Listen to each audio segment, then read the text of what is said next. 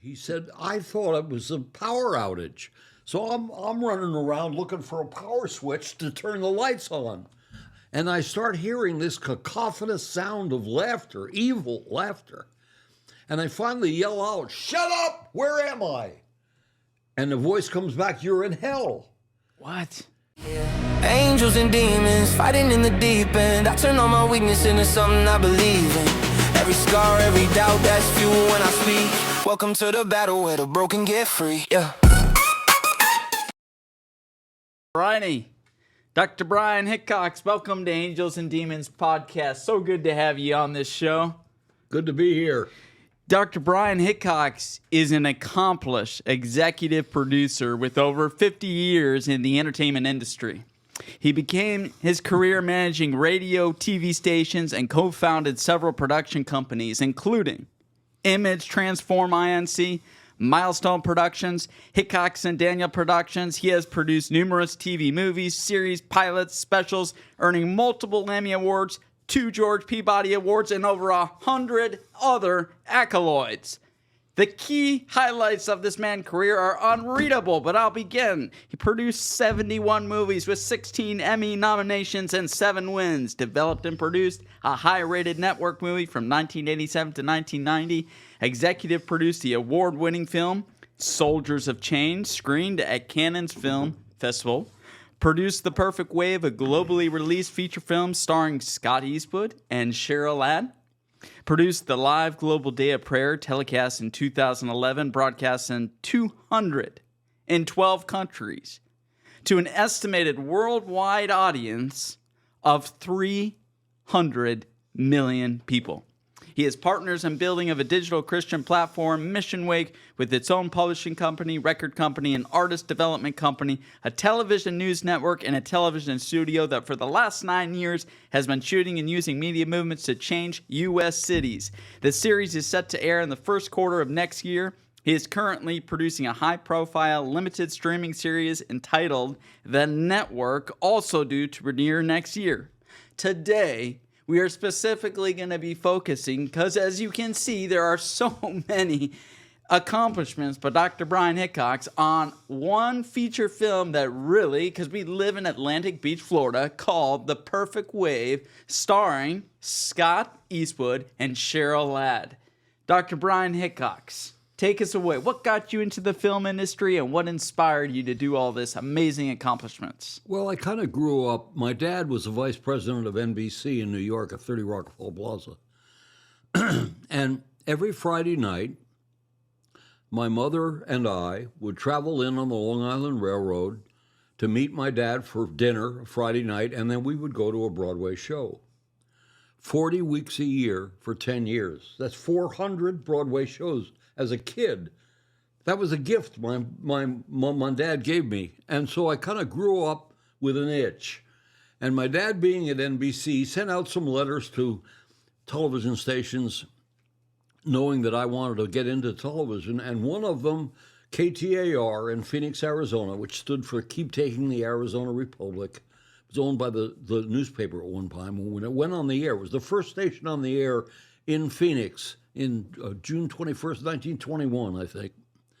And I went to work for them first as an on-air guy, and I went into the manager of the station at one point in time, this young kid knowing nothing, and told him he was crazy for simulcasting AM and FM. So he said, "Okay, smartass, if you're so smart, you take the TV station, you take the FM station." So I was running around doing store openings and street closings, and I mean, it was just a zoo, but I sure learned the broadcast industry. And they gave me an old Bolex to put in my car, because at that time, all the news was on 16 millimeter film. So they said, if you run into a fire or an accident or something, shoot some film for the news department. So I kind of started playing with that camera, and I got fairly proficient with it. And I said, well, listen, why don't you have me shoot commercials? So I started writing commercials, which was great training ground, because I found out what the hot button words were and the cold button words. And I shot commercials and edited probably 400 or 500 commercials. Can So you that- give us an example just on that? What would be a hot button? What would be a Well, cold it depends button? on what you're selling. But, Okay. But you don't buy something, you invest in something, because the word investment implies a return. Buying doesn't. So there are words like that. In writing commercials, you kind of get Keywords. attuned to. So anyway, and then I started, I came back to California and I started running radio and television stations. And that was incredible training. Just finding out what the audience likes. And so I started producing shows early on in my career. A guy by the name of George Slaughter gave me my start. He produced Sleuth and a bunch of really successful feature films. He needed a head of production for his company, so he hired me. I was in the Directors Guild training program, and the first film we did with Slaughter was Thou Shalt Not Commit Adultery with Louise Fletcher. And the producer, the director of that was Mel Delbert Mann. He was at that time president of the Directors Guild. So in scouting locations in Hawaii, he said, Bryan, you don't know this about me, but your dad hired me to direct certain U.S. Steel shows, the U.S. Steel Hour on television at 30 Rock. And my wife, Ann, and I used to drive out to the house, and when we got too inebriated to drive back, we would take you out of your bunk bed and put you on the couch, and we would stay over till the next morning, and we would drive out. And he said, I'd love to sponsor you to get into the Directors Guild. That's a big deal. So that was a God wink. Yes. So Mel Delbert and I got into the Directors Guild that way. And once in the guild, I worked up through a unit production manager, so I really kind of understood the production management of a show, but I wasn't that great in terms of the creative.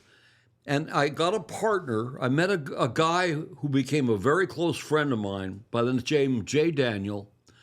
And Jay went on to produce Moonlighting with Sybil Shepherd and Bruce Willis. And he's extremely good with writers.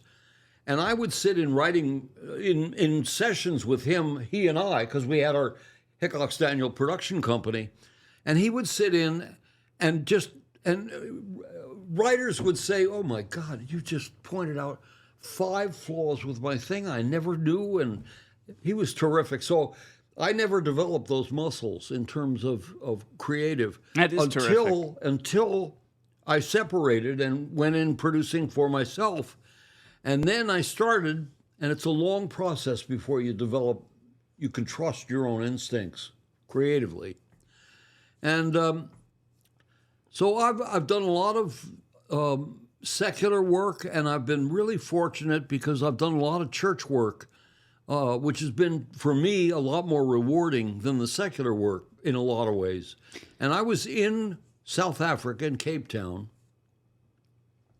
I got there because an evangelist by the name of Jared Davidoff called me and said, I'd like to do a series about what it takes to be an evangelist. And so I flew in and helped him write the screenplay and produce and direct it. So at the time, just to rewind a little bit, at the time you're in California and you're flying to South Africa? Yeah.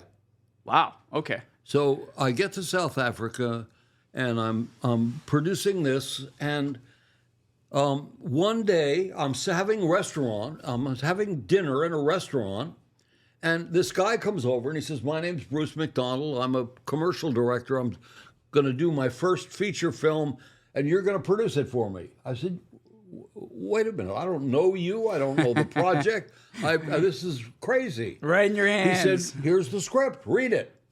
And if you want to do it, you can produce it. Wow. What's So that that was- like, reading the script to doing it? So that was the perfect wave. Right here in front of you, he you can had see the met- perfect wave. He had met this 33-year-old gentleman by the name of Ian McCormack. And Ian and his best friend had traveled around the world searching out the perfect wave. They were both surfers. And he came from Christchurch, New Zealand, That's where Ian's parents are to this day. And so he went with his friend first across Australia to the off the outback and to Bruce's Beauties, that great surfing beach. And then he went all around the world, ended up in South Africa, and then ultimately ended up in the island of Mauritius. Wow. And That's pretty cool. he basically, Ian, when he got to the island of Mauritius, he gets a call from his father. And he said, listen, your brother is getting engaged and would like you to come back for the wedding to be the best man. And Ian said, well, listen, I'll do some night dives for lobster and get enough money to get a ticket, and I'll be there. Tell him 6 weeks from now, I'll be there at the wedding. So he goes out that night, lobster diving, That's awesome. and he gets stung by 5 box jellyfish. What? And the box jellyfish is the second most lethal thing in the Yes, planet. yeah. I'm well aware of that, yes. You get stung by one tentacle, It's about big deal. 5,000 volts. You got 5 minutes to live. Wow. He gets stung by 5 of them, and on his arm, and all of the God, burn marks. lobster was the last thing on his mind after that. Burn marks are all on his arm. He surfaces to the water, and a 16-year-old son of a local fisherman who rowed him out to do the dive saw immediately what was the problem, and then he knew he'd been stung by some of invisibles, which is what they Yes. call the box jellyfish. And he got him in the boat, pulled him up, got him in the boat, got him to shore. When he got to shore, he dumped him on the sand and went out to get his father, who was diving, to tell him what had happened. And as Ian laid his head down on the sand, he heard the voice say, don't close your eyes. If you close your eyes, you'll never open them again. And he looked around and there was no one there. He didn't know where that voice came from. Well, now I know what to do if I get bit by those. Don't close your eyes. So one side of his body was already starting to have the death rattles. He crawls on the sand to a cul-de-sac where 5 Japanese taxi drivers are there with their taxis. And he appeals to them, somebody take me to the hospital, and they look at his arm and they think those are drug. Yeah, like a heroin addict, like drug heroin marks. addict. Yeah. They think, and they don't want any part of him. So he pleads with this one driver, and the driver says, "Okay, I'll take you." And halfway to the Victoria Hospital, he's now in serious death rattles, and the driver looks at him and doesn't want him to die in his cab. Pulls the cab over, opens the door, and kicks him out, and takes off. Well, it's close enough to the youth hostel where his friends were staying. They saw this happen. They heard it. So they call the ambulance from the hospital that comes to pick him up. They pick him up, get him to the hospital. Wow. That's And incredible. the doctors work on him, and they try to resuscitate him, and he dies in the hospital. No way. So now, to hear Ian tell the story, he said, I thought it was a power outage. So I'm running around looking for a power switch to turn the lights on. And I start hearing this cacophonous sound of laughter, evil laughter. And I finally yell out, shut up, where am I? And the voice comes back, you're in hell. What? And he said he looked up, and it was like when he was a child, the sun came in his room in a shaft of light, and it looked like that shaft of light, and he felt he was floating up in the beam of light towards the source of the light, and he felt waves of love, and he said, I've never felt that good in my life. Now, you got to understand about Ian McCormack. Yes. At 12 years old, Ian McCormack. he went to church. His mother took him to church to go through a confirmation ceremony. He prayed to God. God never showed up, so he turned into an atheist. Now, this is the guy that gave you the script for The Perfect Wave. No, this is the guy of the story's about. Okay. Ian McCormack. Okay. Ian McCormack. Bruce McDonald was the director who Okay. asked me to do it. So at 12 years old, he rejects the church, but every night his mother tucks him into bed and prays the Lord's Prayer with him. So he's now dying in the ambulance on the way to the hospital, and the only prayer he knows is because he's had no Lord's contact Prayer. with the church, the Lord's Prayer. He is now praying the Lord's Prayer in the ambulance on the way to the hospital, and simultaneously at that exact hour, his mother, who was doing dishes in Christchurch, New Zealand, heard a voice that said, "Pray for your son." Wow. So she went up to her bedroom on a fetal position, Praying for her She's son. crying out to God for her son. So he gets to the hospital, he dies, and again, to hear him tell it, he thought it was, he's running around looking for a light switch. He hears this cacophonous laughter. "Where are you? You're in hell." He looks up and he feels himself floating up to the source of the light. And as he gets closer, he hears a voice. And what he doesn't realize at the time, but does later, it's Jesus. And the glorified Christ is asking Ian, "Do you want to go back?" And Ian says, I don't want to go back. I've never felt this good. I called out in the ambulance. He said, "The minute you called out to me, I forgave you." Wow. And That's incredible. it was like a mind blower. And he said, "If I go back now, my mother will think I've died and gone to hell. I got to go back to tell her." And Christ said to him, "Ian, look behind you." And he turned around and he looked behind him, and there was his father and his mother, his brother and his brother's fiancée. The whole family. And lines of hundreds of people. And he said, "Who are all those people?" And Christ said, "Those are people who don't know me, Ian. And if you Wow. go back, you must tell them about me." That's incredible. And so ultimately, after a little more conversation, Christ said, "Open your eyes, Ian." And he opened his eyes, and he was in a body bag in the hospital, and a nurse was putting down the time of death and all the stuff you need, the paperwork you need to do. She saw him get up, and she dropped her tray and ran out of the hospital, and Ian got up and walked out of the hospital. That's incredible. Wow. And he was on the set when we started shooting. Wow. You don't get a chance to talk very often to people who stood before Christ. It was having him around was just amazing.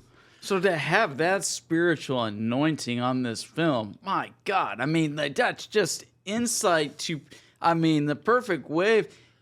Talk about a spiritual blessing and anointing that it was meant to be. It was extraordinary. It really was. That's incredible. We had intercessors on our set, a husband and wife, on our set praying every day. Every day we needed sunshine. It was there. It never rained. And when it rained, we were indoors on our schedule. It was amazing. And that intercessor, incidentally, there's another interesting story. His name is Dave Walker. And Dave Walker was a doctor.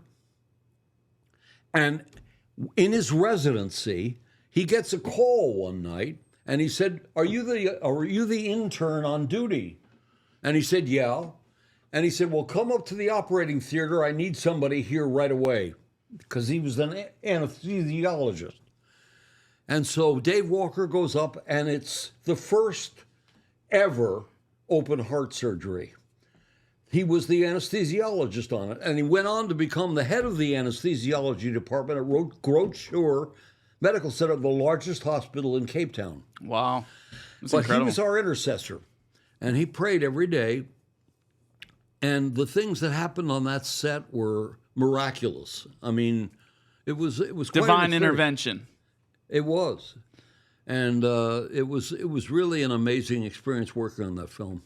Dr. Bryan Hickox, I know our audience is, they are huge Clint Eastwood fans. They're big Scott Eastwood fans. Obviously, Scott Eastwood has played in so many movies, from Fast and Furious to you name it, he's been in it. How did you get Scott Eastwood to play in The Perfect Wave?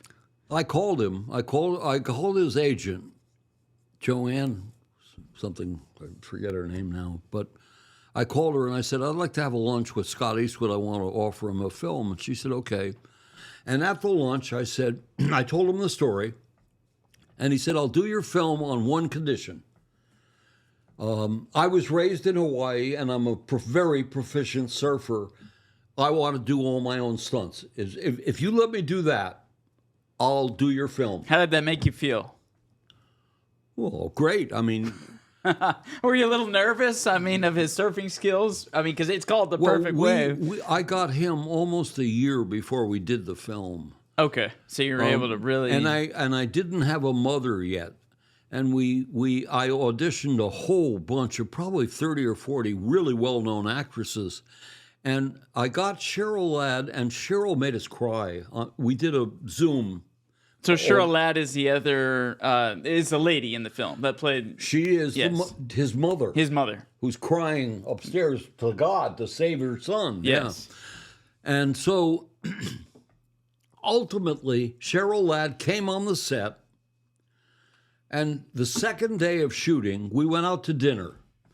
And she said, Bryan, I'm going to give you my fee back to make this film. I think it's such a worthwhile film, and it has such a worthwhile message. And she was an absolute dream and a delight to work with. She was, I mean, the best. And because we worked with a couple of non-professional people, and she just tutored them, and she was wonderful. So it was a wonderful experience. It's nice to have experience. those kind of people around you. And Rachel Hendricks had come out from I was going to ask you October that. Baby, and she's a brilliant actress, and she was the love interest, Scott's love interest in the film. It was just a delight to work with, and there were some really humorous incidents. Ian said to me right before he came. Now you keep in mind this is 30 years after he died.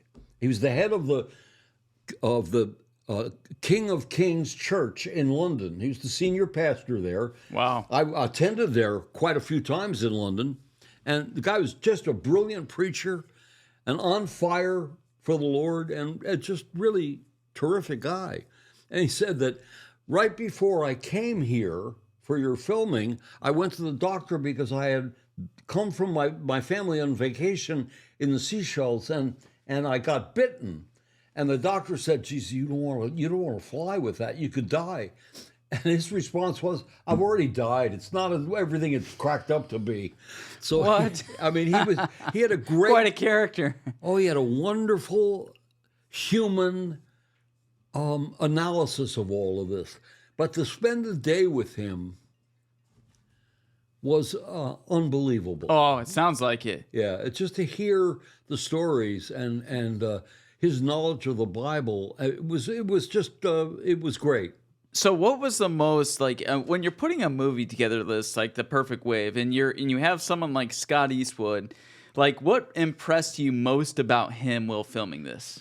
He has had so much time on sets, he's almost the second producer. If somebody didn't come out of a makeup trailer on time, he'd bang on the door and make them come out. I mean, he's like having a second producer on the set. That sounds like his dad a little bit. Clint Eastwood, it was just like that, wasn't he?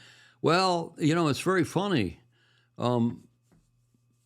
Clint Eastwood, Scott Eastwood is the illegitimate son of an affair that Clint had with an airline stewardess. And as a result, after birth, Clint didn't want to do anything. There was not a real bond there.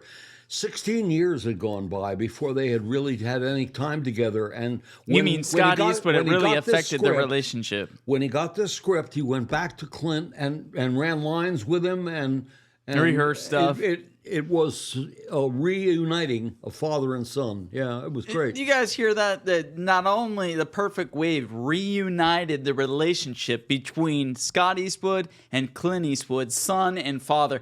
I don't know what is more powerful. Just that. I mean, that's just one small impact that you made. But what is more powerful than bringing a son back to his father? Well, the fact that Ian came back, and with the incredible love that God has for all of us, and preached that message having lived it, was, I loved his sermons. I loved going to church when I was in London, and I've been to London a lot to get actors and hire effects houses and every time I'd go, it was wonderful. Now he's left now, and he resigned his leadership role in King of Kings Church, and he's back with his parents who are dying. They're elderly in Christchurch, New Zealand. But he and his wife and his family went back to Christchurch. Wow, to Christchurch. Now, when you do, because, I mean, we're talking about you produce 71 movies, and here's just one example of your success.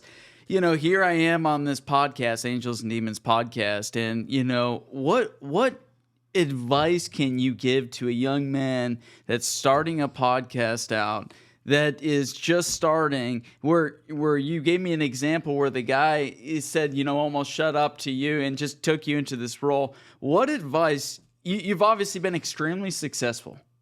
You've done and implemented. I don't know how you measure success. Well, I mean, like in a if producing a lot of films is success. No. We have here. We just said how many people were praying at one time. You produced the live global day of prayer telecast in 2011 with 212 countries to an estimated worldwide audience of over 300 million. That's a success. That's another very interesting story. I don't know whether you have time for it, but I mean, would you not say that as success? You said, how do you measure it?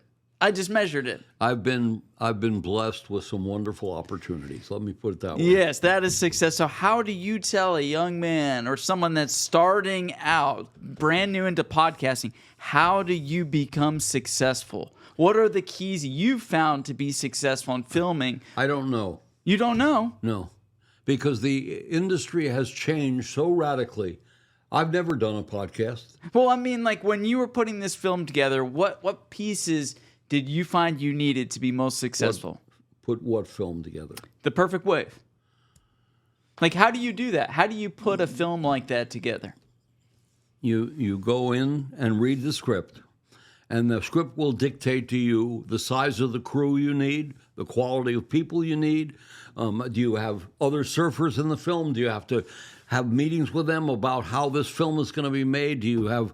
do you want to rewrite the screenplay to make it more cinematic? Do you, where do you get the money for that? You start bringing people in to interview directors of photography and sound guys and editors, and you go through that process of putting the team together to make it, and then you become the administrator.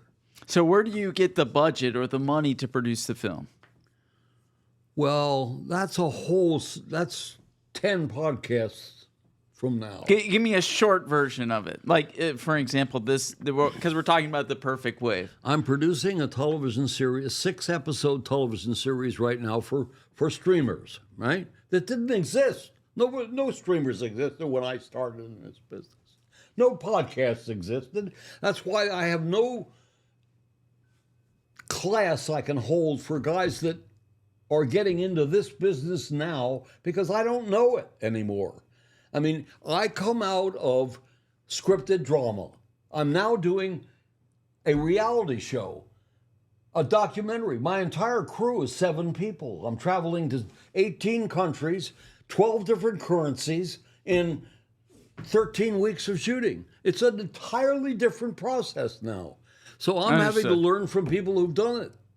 Understood. But you could get money. The money for this show is 24 investors who all have businesses here in Jacksonville. And they put up the money, and they locked up this guy who's the star of our series. His name is David Klinkenberg. He was a virtuoso violinist at 4 years of age. His parents, rather than sending him to a public school, sent him to a computer programming school where he learned almost to a savant level that he had a talent for recognizing patterns that other people didn't recognize. That's incredible. I mean, first, dragons.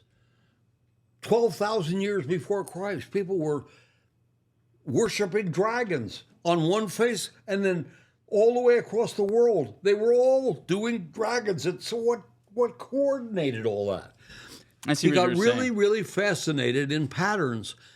As he played the violin, he became the number 1 or 2 virtuoso violinist in the world, traveled 120 countries, sold out auditoriums everywhere, been seen by 70 million people on television.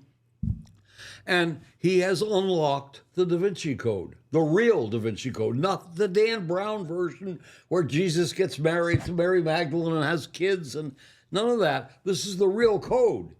That's incredible. And we're interviewing on the series, we're interviewing the world's foremost experts on Da Vinci and it's a long No, story. I mean, that's exactly. I mean, I'm just trying to give viewers an insight to something that is absolutely incredible. You have obviously to put a film like this together. There's a lot of moving parts. Oh yeah. What was the hardest? What was the biggest blessing from producing this film first? Well, the hardest part was surfers. I worked with, these were the top probably 10 surfers in the world.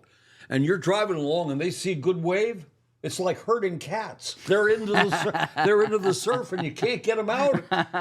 So, I mean, They're gone. Oh my goodness. It was awful trying to herd them.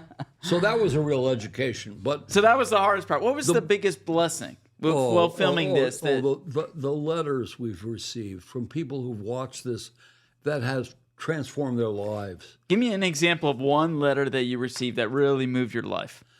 Well, not on this, but on a film I did early on about a young man who started stealing things in a hobby shop. And then I was producing a talk show, 90 episodes of a talk show. And one of my line producers came in and said, listen, we've got this guy who has just died in prison at Atmore, Alabama. And he's, before he died, he made a videotape.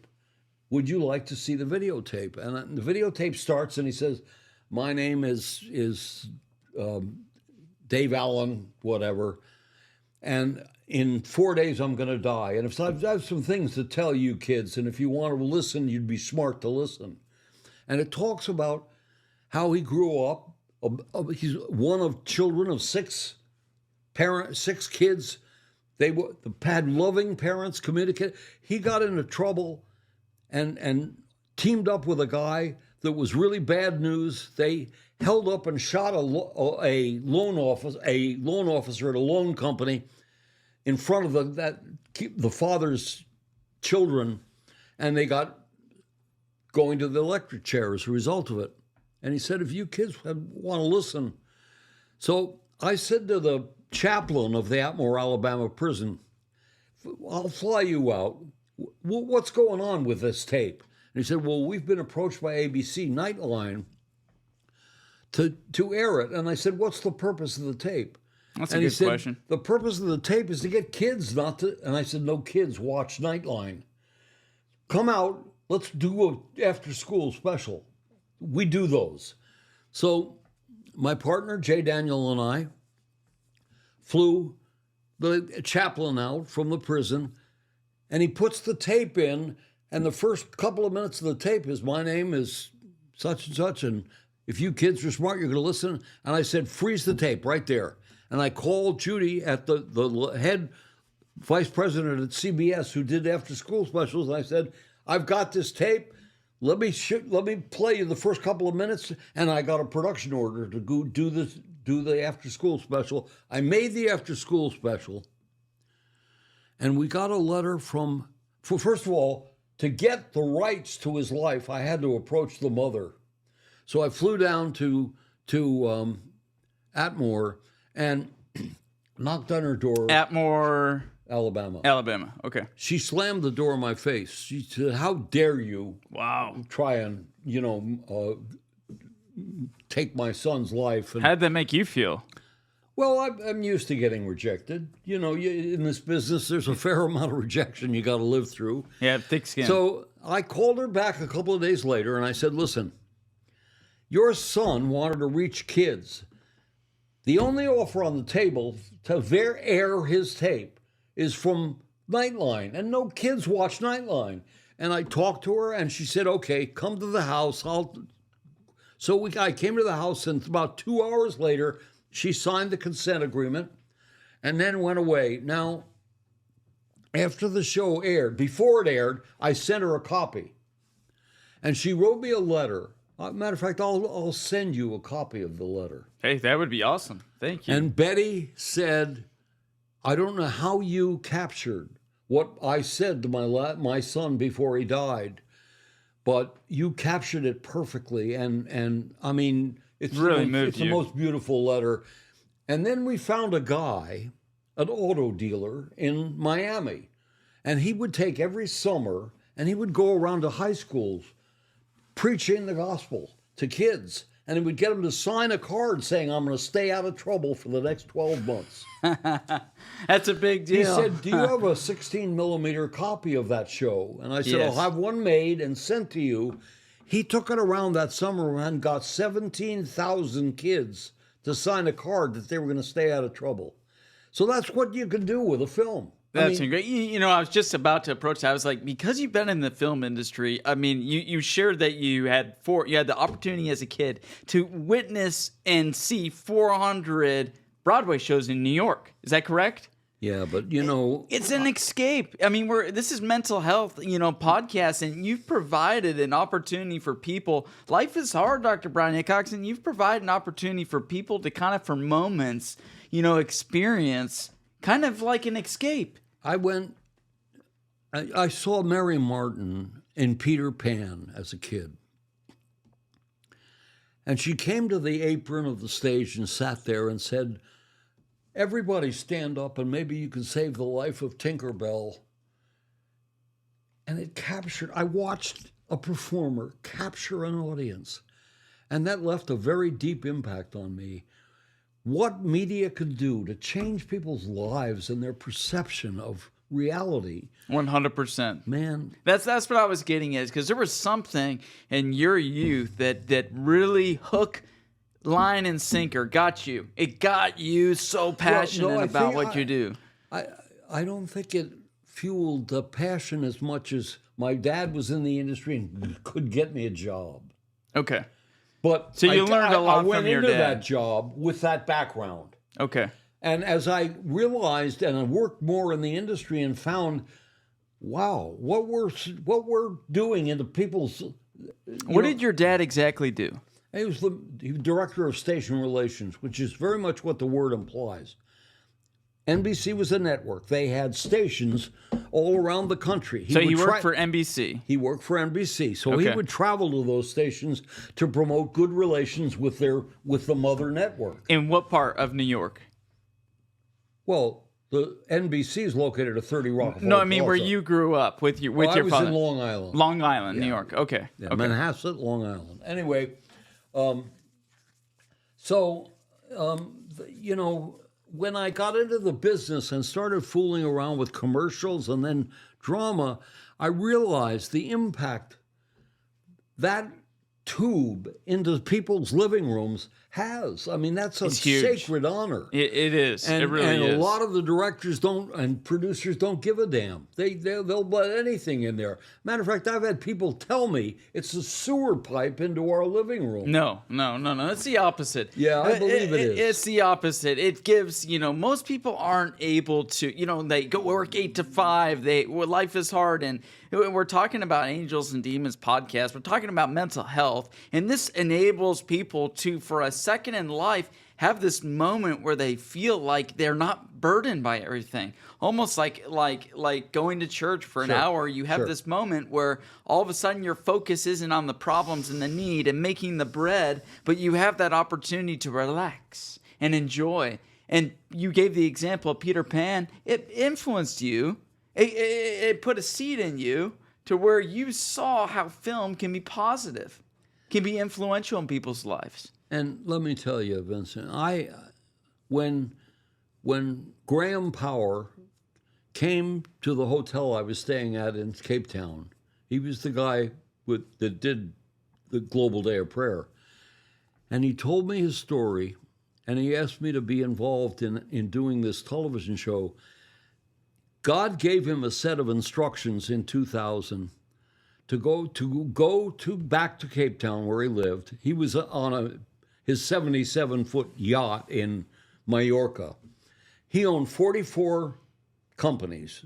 that all dealt with construction, everything from residential to stadiums to businesses. And he said that God gave him a set of instructions, and he came back to Cape Town. One of the instructions was to get the largest rugby stadium, which sat 45,000 people, Newlands Soccer Stadium, and fill it with Christian believers. And you're not allowed to advertise any of the speakers or any of the music groups, because this is all about celebrating Jesus. That's incredible. And he went around knocking on church doors, and they said, well, is it conservative or is it liberal or what denomination? He said, I don't know. God gave me some instructions. So they all said no. And one night he's in a Bible study, and a little diminutive Afrikaans woman said, if God gave these instructions to Dr. Power, then we're going to go out and make it happen. And she went around to women's groups, and very influential. June 21st of 2001, 55,000 people showed up at Newlands Soccer Stadium, an overflow crowd of 10,000. God, gave you goosebumps. For the first Global Day of Prayer. God said after that first day, I want you to go to 9 stadiums in Cape Town and do it again. And he did, and filled 9 stadiums. Then it was, I want you to do throughout the continent of Africa. So we're talking 212 countries to an estimated worldwide audience of over 300 million? It was the first time a United States city had been the host to the Global Day of Prayer. And when we did it, it went up on 8 different satellites to approximately an audience of 300 million. And you think about that. Did you hear this? The gates of heaven opened up. We had people from 35 different countries talk in their native language with on the screen an American, an English, as they prayed around the world. I mean, it was a remarkable. You know what? I'd love to know what happened on that day. When on that day there was that much prayer, what happened on that day? I don't know. I would love to know that. Wouldn't that be fascinating to go back? Larry Ross, who was the head of PR for Billy Graham for 35 years, came into the trailer, and Larry and I are very close friends, came into the trailer and he said, Bryan, I've been at hundreds of worship services. I've never seen anything as impactful as what went up on the satellite. Wow, what a compliment. What a compliment. It was that's of a whole bunch of people. This is Dr. Bryan Hickox. I've got to get this out of you. You have such an accomplishment here. Give me some tangible things of how to be successful. Like, what are some keys that you found through all this experience, your life experience of where you are now? What are two? Give me at least 2 critical pieces of advice of be successful. I know you said in podcasting, surround yourself with people that are more talented than you are. Okay, because they'll all make you look good. Okay, okay. 1, so 2. That's number 1. Number 1. Number 2, keep humble. Keep humble. Yeah, yeah. So you said you're no better than any member of your crew. So just get on their level. Don't talk down to them. Amen. Amen. I love that. I really do. Be a servant. Have a servant's mind, Yep. and do not be to a point where you're not coachable. A great friend of mine, said, the higher the pastor got in elevation in a church, the less coachable. Dr. Chuck Coker, a dear friend of mine, said the less coachable they become as the higher they get. And so you nailed it. You just nailed it there. Well, so that's 2. Listen to Chuck. He's a man of great wisdom. Oh man, is he ever? He is a gift from heaven itself. But you have to tell me this. You have to tell me, is the third thing is you said you don't know about success in this industry, but you do. You do. What is in grabbing? If you were here in my seat right now, what would you be doing and what would you not be doing to inspire and make such an influence like this? I think you're on the right track by interviewing people in the industry. I think that that's a great learning experience for you. And I think if you can get them to help you as you develop projects yourself, that's all good. You just need to or surround yourself with people better than you are, and you'll shine. Okay, so those are the three things, because I know that there's no way you are going to convince me today. And like I said, if I'm a gambling man and I roll dice like this, you're not going to convince me in any way that you do not have something to give to this generation today. You have so much to give to this generation today. You bring more than you think. And I have so much respect for you for that, because you don't end up with all this stuff because you're a lazy ass. Well, I think the most enjoyment I get now is when churches ask me to come give my testimony, because I've been really blessed, and through no fault of my own or for nothing I've done. And it's just, God loves us. And when we bend to that will, all kinds of doors open up. Was there any point in all this where you're on your back looking up? Or was it just all daisies? What was it? No, I have been on my back. I went, after having a number of very successful businesses, I came to Jacksonville and I had a barbecues galore store, because it was going to be my hedge in case the unions went out on strike again. And it went belly up. It's the first time I went through bankruptcy, and it was the most humiliating experience I've ever had in my life, and it was the biggest blessing because it reordered everything in my life. When you're on your back looking up, God looks pretty good. Yeah, amen to that. And what did that and I don't mean to peel a scab or anything, but what did you gain from that really changed the way that you think about life? It reordered every one of my priorities. What's important? Money was no longer important.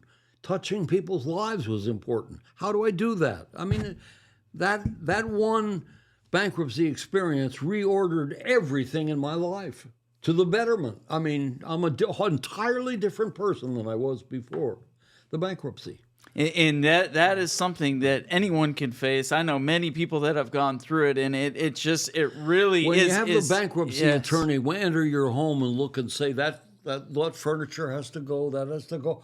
Oh, your wife's wedding ring. Give me that. That goes. I mean, I was so humiliated. It was unbelievable. They can do that during a bankruptcy, come in and take all your stuff? Oh, yeah. Oh, absolutely. Really? Part of the process. I did not know that. So, Dr. Bryan Hickox, I mean, thank you for coming on and sharing all that you've shared. Glad to. I feel like, like you said, you could do 100 podcasts. I mean, there are so many key highlights of your career. But, I mean, to know that you produced a film that meant a lot to me, for you to be so kind to come on and share about this, it means so much to me.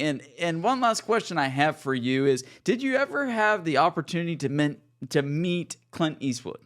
Never. Okay, just his son. Yep. But through meeting Scott, did you find anything in him that really that resembled Clint Eastwood?